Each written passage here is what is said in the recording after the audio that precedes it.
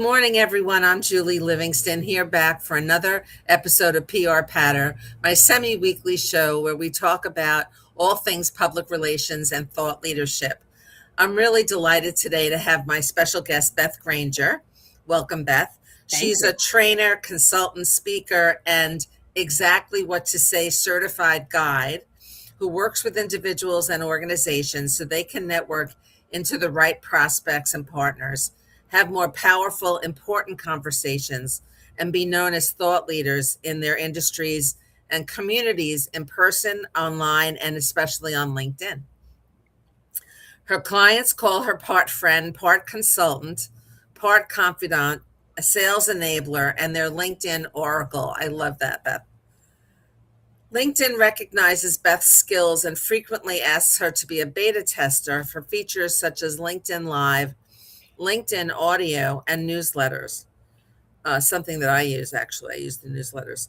Beth is also the Dean of Master Classes on the board of the New York City chapter of the National Speakers Association and a former board member of the Social Media Association. So it's great to have you, Beth. I haven't seen you in a while. It's good to see your smiling face this morning. Thank you. Great to see you too. So tell us a little bit about your backstory and how you got to do this kind of work.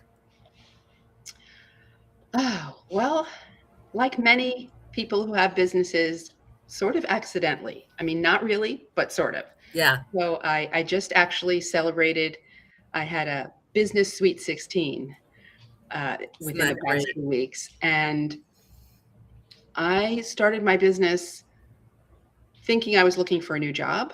And people kept saying, "Oh, I have a project for you. I have this, I have that." And when it turned into a real business, when I finally said, "I'm not looking for a job, this is a business," it was kind of like freelancing. So I was doing all different things: website project management, social media strategy.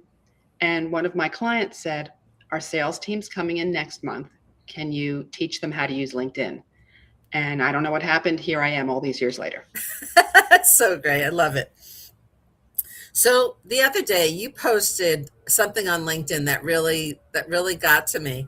You posted a letter to LinkedIn highlighting some issues with the platform that you hope they'll consider and revisit. Can you share that with us? Yes, yes. So I think what happens is, because I've spoken with enough product managers there, that they're all incredibly smart. They want to make it a wonderful experience. And sometimes I think either things can't get approved by whoever has to approve them, or the people are working in silos, maybe. And I don't know why, but sometimes there are unintended consequences. So recently, you may have noticed that your feed is filled with people that you don't know, which is exciting to meet new people, but in your industry. So I feel as if they're putting us there. What they've described it as is they're trying to make the feed better for you by looking at your profile, the kind of content you share, the kind of content you engage with. But what that seems to be doing, at least for me and for my clients, is putting us in these bubbles where I'm only seeing content about social media or marketing or networking.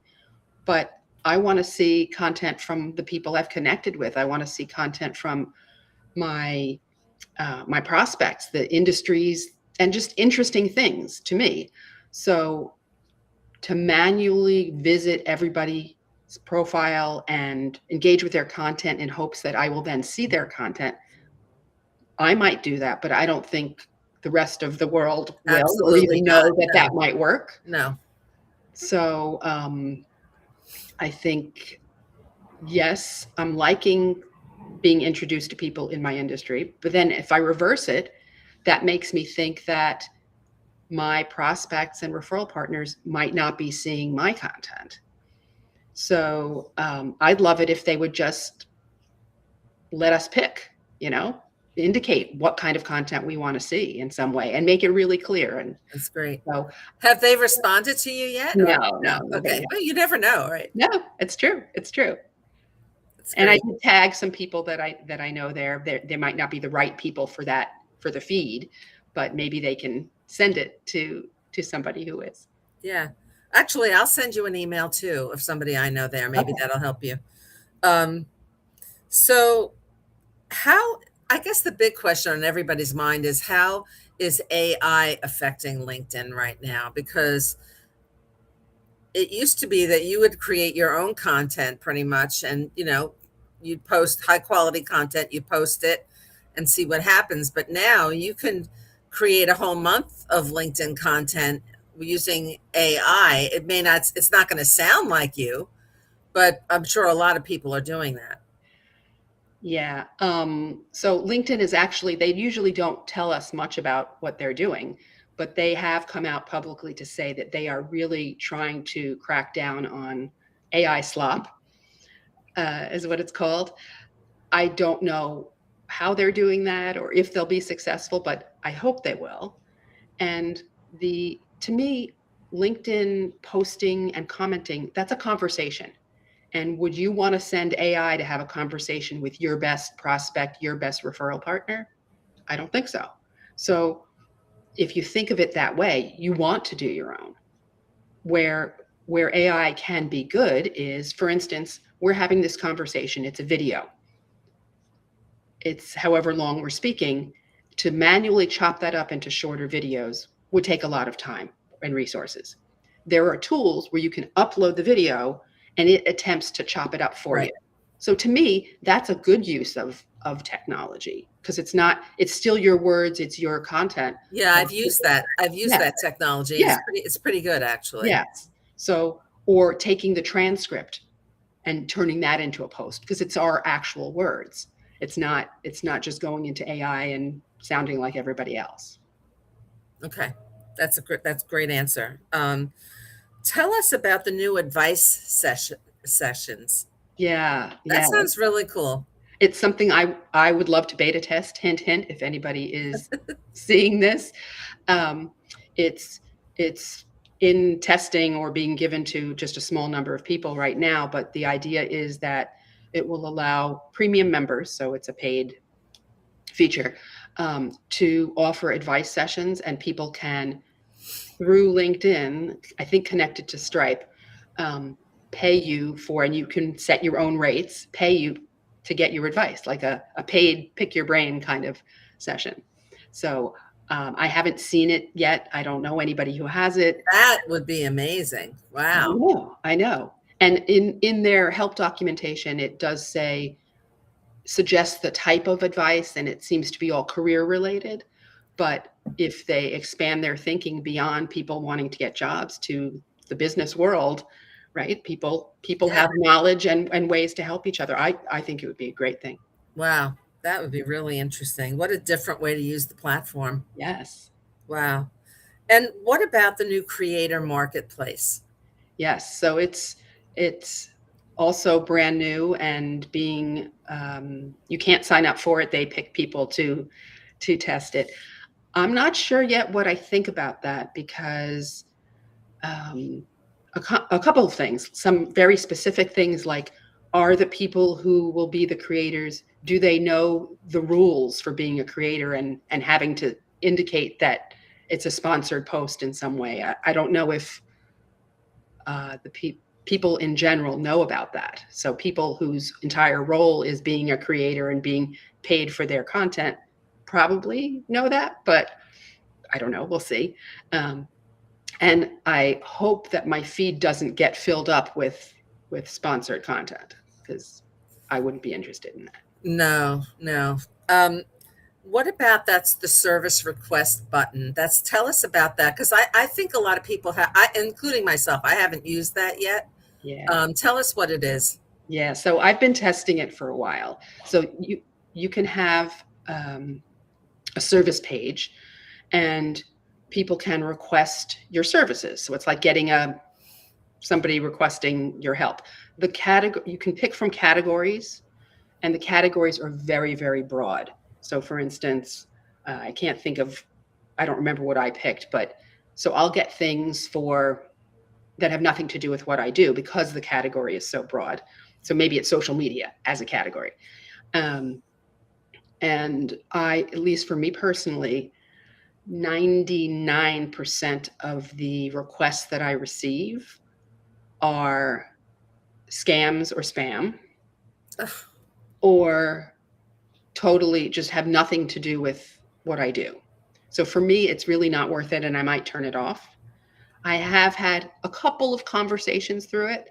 I do know people where what they offer fits very nicely with one of the categories, and so they have gotten clients through it. So I think it depends on what you do, but just be wary, because just like there are fake job listings, and so there are people trying to scam you through the service requests. right, right. Yeah. I don't know if I would use it myself. It sounds like it's kind of iffy. Yeah, I may turn it off. I have been thinking of that. But I Okay. think for certain people, it may be great. Like, I have gotten, one of the categories is public speaking. And Oh, so because I do public speaking, I put it on there. But what the requests I get are people looking for help speaking more efficiently. And oh, so okay. I always forward that on to the people that I know that do that. So Right. if that's what you do, or if you help people with their resumes, so there's some specific things where it might work. Okay. Um, so let's talk a little bit more about the content now, since I talk a lot about thought leadership here. These days, because the algorithm is always changing, what makes a really great post? There's no specific answer. And the way I always think about it is turn it around. When you're looking through the feed, Right? What would you want to read? what would you want to read or consume? Exactly. And of course, not everybody's going to be exactly like you, but you'll notice similarities. Is it interesting? Is it teaching you something? Is it posing a question or starting a conversation that you want to be part of? So I think those are the kinds of things that I enjoy and will consume. The stuff that I don't like, is like we were talked about before, the AI slop, and you don't always know, but it just feels off. Right.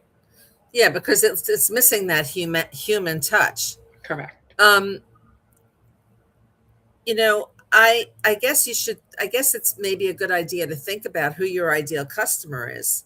And if you were having a conversation with them, what would they appreciate? What would they want to know from you that they wouldn't know themselves? Right. And I may do an experiment, actually.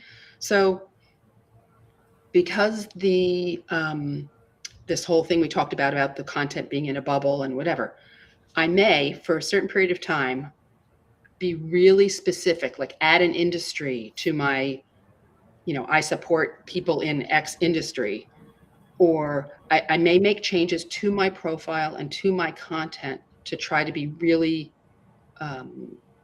narrow, and see if that changes anything. Interesting. But we'll see. I don't know if I have the time or the inclination. I do like a good experiment, so Right. we'll see. If I do, I'll let you know what happens. And so, what about the call to action? That was always a very important part of posting. Does it still matter so much? I mean, an attempt to start a conversation is always good. If it's a salesy call to action, I believe I saw somewhere that, not the kind, on how on Instagram people will say, comment water bottle to get this item. Yeah. They don't want that type of like forced engagement, but posing a question or asking So closing it with something. I don't think that. I think that's just human nature. So absolutely. Yeah. Yeah. And in terms of the length of posts these days, is shorter better? Is long? I mean, how has the algorithm changed to affect the length of the posts? For me, I haven't noticed anything related to length, and I always think of it as use the amount of characters That that you you need to to. get your message across. So if you have something short to say it. If you have something longer, say it. If you have something even longer, maybe it's a newsletter. Yeah. And one of the things I really like about your posts is that you mix up the format a lot. And sometimes you'll use video, or you'll use a lot of fun, really fun graphics. And I think those are very engaging and really make you stand out. thank you. Yeah, but one thing I always tell people when they are thinking about what kinds of posts to do the posts that will allow you to get the post out there. So if you want to do a video, but you don't know how to do it, and it would Right. take you forever, and you need to hire Don't someone. wait on the content. Exactly. If you have something to say that is valuable or useful, if you like to write, if you like to go with what's easiest for you, but then experiment and shake it up a little bit with different formats. Right. And in terms of quantity of posting, because people ask me that all the time, and I'd love to get your insight on that. Is it necessary to post every single day? I mean, do is not think more so. better than less, or is less better than more, necessarily better than more? Yeah, I have noticed, and this could just be me, so there's no rules. Yeah. But posts seem to have a longer life in the past, I don't know, year or so. Meaning that it seems like if I do a post and then I do another post, it's like saying, hey, LinkedIn, stop looking at this first post. Now show people the second post. So if a post is still getting conversation and engagement, if I don't have something I have to post because of time constraints, then I wait and kind of see what happens. But you may have noticed also, randomly, you'll get a comment on a post from 2 months ago. Right. So again, it's don't post just to post. If you have something of value to share it. If that happens to be 2 days in a row, fine. But I don't think you have to.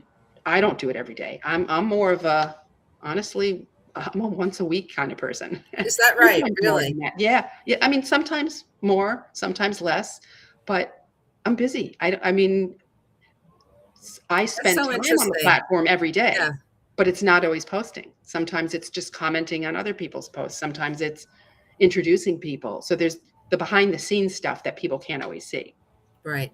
So if you were starting out as a thought leader, if you were trying to build um, your presence on LinkedIn, what would you tell that person to do in order to really start? They're on LinkedIn, they have an account, but they've been very, casual about posting. Maybe they post once a month, Yep. every couple of months. What would you tell them? Yeah.